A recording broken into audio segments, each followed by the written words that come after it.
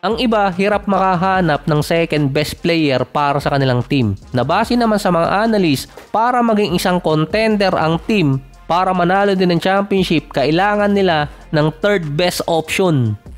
Parang mali pa yung statement ko doon, nauubusan na rin ako ng pang-intro. Ito ang top third best option para sa papasok na 2026 season.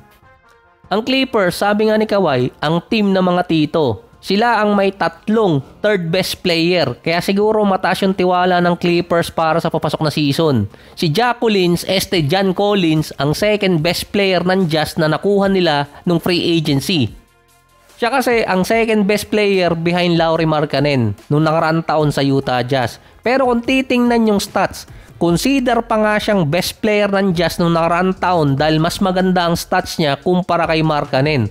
Pareho silang nasa 19 points per game. Si Collins mas mataas dahil 8 rebounds, 2 assists, 1 steal, 52 and 39%. Si Markkanen kasi naging all-star. Mariresolve ba ng Clippers yung nasa power forward position nila? Dati kasi si Batum ang ginagamit at dati pa si Paul George. Si Collins ang best player na napunta sa isang team at magiging third best player nila kung sakali.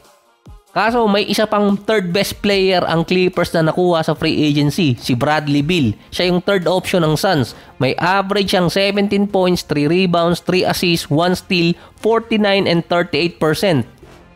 Matutuwa na naman si Gerardo. Mas maganda pa rin ang stats ni Collins bilang third leading scorer ng Clippers kung based sa last year stats. Pero ang Clippers, bago dumating yung dalawa, si Beal at si Collins, meron pang third best player sila, si Zubac. Nung Harden at Norman Powell, ang third best player nila, si Zubac. Nung Kawhi at Harden naman, imbes na si Powell ang maging third best player, si Zubac pa rin. Nasa 16 points, 12 rebounds, 2 assists, 1 block at 62% sa field. So technicality, may tatlo silang option para sa third option. Sila na lang ang mamimili. Kini-criticize pa ang Clippers dahil sa average age nilang 33.2 years old. Sila ang pinakamatandang team sa buong NBA ngayon. Pero kapag tinanggal mo si CP3 at si Brook Lopez, babagsak yung average na yon sa 31 years old or mas mababa pa. Dahil last year, ang average age nila 27 years old. Makakabuo ng starting unit ang Clippers na nasa average na 31 sa pagitan ni Zubac, Kawhi, Collins, Beal at Harden. Ang dalawa pa doon, mga go-to guy dati ng kanilang mga team katulad ni Beal at ni Collins. Hindi naman yung edad ang poproblemahin ng Clippers kundi si Collins at si Bradley Beal. Puwera pa doon si Kawhi dahil yung dalawang player, makalaro lang sila ng 60 games, siguradong game changer na para sa Clippers for next season.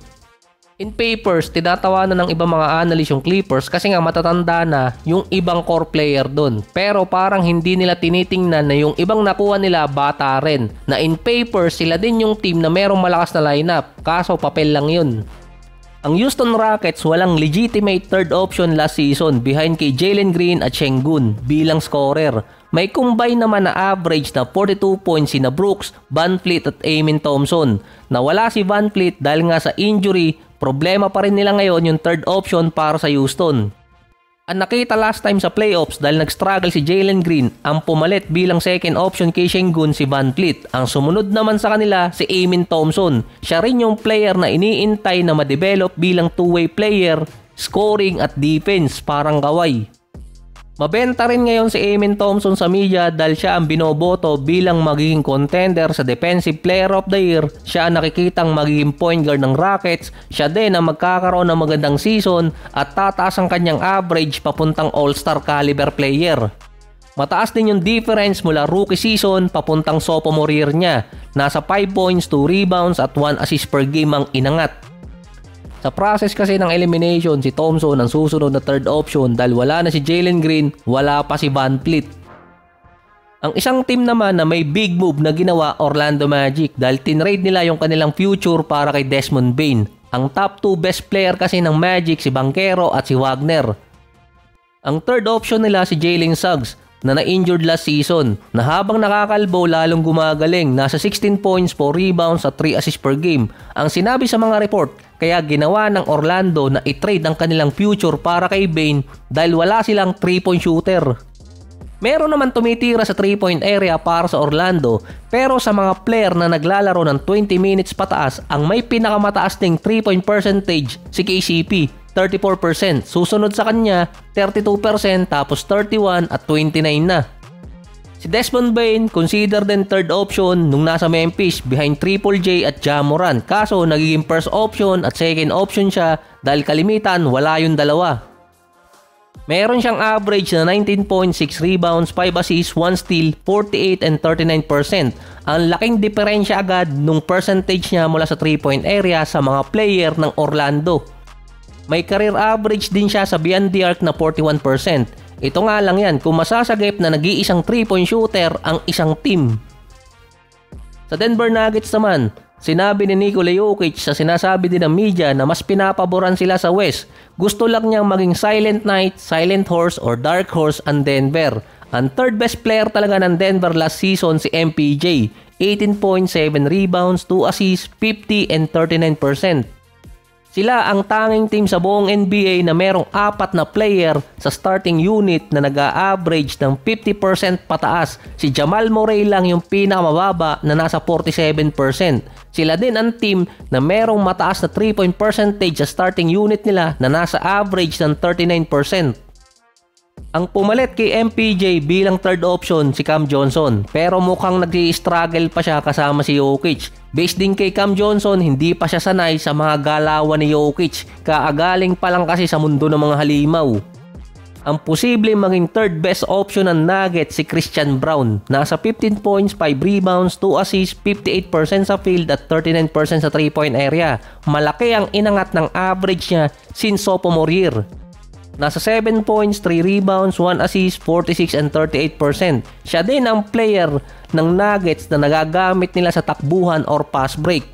Kapag nagkaroon ng pass break ang Denver, siya yung unang player na makikita mo agad tumatakbo dahil siya ang leader sa buong NBA pagdating sa pass break points last season.